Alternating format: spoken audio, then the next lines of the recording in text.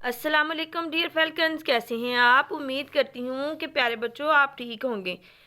आज हमारा lecture number 16 है, 6th क्लास। आज हम लॉन्ग क्वेश्चन नंबर 2 आपके एक्सरसाइज में लॉन्ग क्वेश्चन नंबर 2 है, define and explain the law of conservation of energy. Law of conservation of energy की तारीफ करें और उसकी वजाहत भी दें। आपको पता है कि हम फर्स्ट लेक्चर में लॉन्ग क्वेश्चन नंबर 1 पढ़ चुके हैं, differentiate between kinetic and potential energy. ठीक है, आज हम लॉन्ग क्वेश्चन नंबर 2 पढ़ते हैं।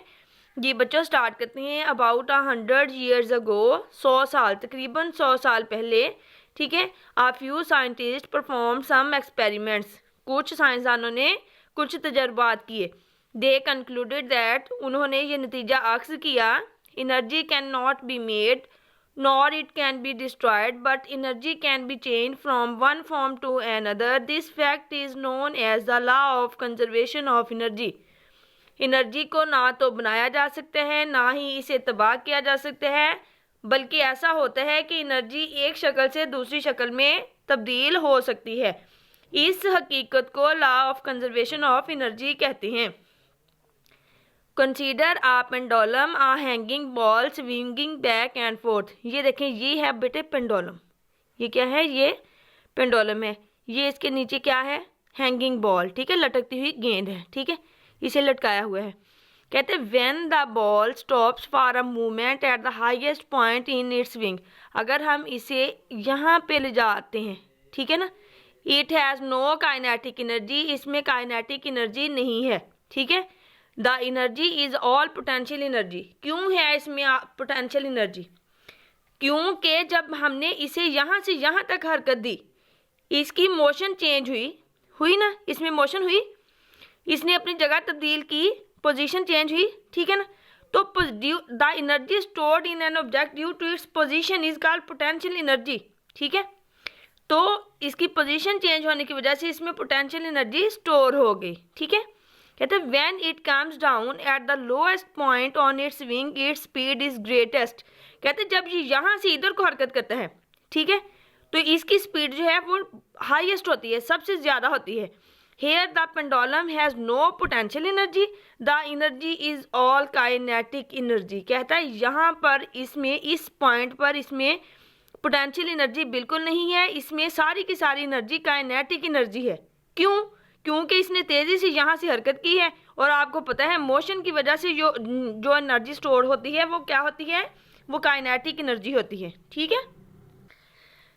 कहते द पेंडुलम कीप स्विंगिंग। कहते हैं पेंडुलम ऐसे बैक फोर्थ हरकत करना जारी रखता है। Changing the forms of energy, और एनर्जी की फॉर्म्स चेंज होती रहती हैं। देखें, जब यहाँ से यहाँ जाएगा तो पोटेंशियल एनर्जी, इधर से इधर आएगा तो काइनेटिक एनर्जी, ठीक है ना।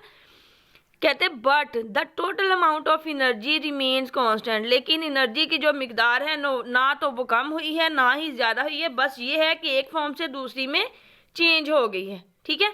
इसी फैक्ट को हम क्या कहते हैं? Law of conservation of energy. आप देखिए, कहते हैं when after a long time the pendulum stops it's swing. कहते हैं जब एक लंबे अरसे के बाद पेंडुलम जो है वो रुक जाता है, ठीक है। What happens to its energy, तो इसकी एनर्जी के साथ क्या होता है?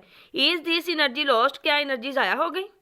No, according to the law of conservation of energy, law of conservation of energy के मुताबिक the energy can not be made nor it can be destroyed. Energy ना तो बनाई जा सकती है ना ही तबाह की जा सकती है। It simply changes it form, ये सिर्फ अपनी शक्ल तब्दील करती है। In case of pendulum in each swing, pendulum की हर स्विंग में every small amount of its energy changes to heat energy which increases the temperature of the string and the ball. कहते हैं जब ये स्विंग करता है तो इस बॉल का और इस स्ट्रिंग का, इस रस्सी का जो है टेम्परेचर जो है वो क्या होता है? चेंज होता है। और फिर ये जो हीट एनर्जी होती है, ठीक है ना, हरकत की वजह से जो इसे हीट एनर्जी मिली है, तो हीट एनर्जी कहाँ गई? कहता है temperature of the string and the ball heat dissipates in the atmosphere. और वो जो हीट होती है वो एटमॉस्फेयर में डिसिपेट कर जाती है, खारिज हो जाती है, ठीक है। समझ आ गई प्यारे बच्चों? मुझे उम्मीद है कि आपको समझ आई होगी। तो आपने ये लॉन्ग क्वेश्चन नंबर 2 जो है ना, ये आपने यहाँ तक याद करना है, बस यहाँ तक, ठीक है। यहाँ से स्टार्ट करना है। Energy can not be made nor it can be destroyed, यहाँ से स्टार्ट करने के बाद आपने इसे यहाँ तक याद करना है। यही आपका law of conservation of energy है। ठीक हो गया? मुझे उम्मीद है कि आपको समझ आ गई होगी। और इससे रिलेटेड ही आपके नोट्स में एक शॉर्ट क्वेश्चन है, define law of conservation of energy. जब आप लॉन्ग क्वेश्चन याद कर लेंगे तो ये जो डेफिनेशन है law of conservation of energy की, तो यही आपके शॉर्ट क्वेश्चन में आ जाएगी। ये था आज का हमारा लेक्चर। प्यारे बच्चों, मुझे उम्मीद है कि आप इसे अच्छी तरह से याद करेंगे। ठीक है, आपने याद करना है। यही आज की हमारी डायरी है। अल्लाह हाफिज़।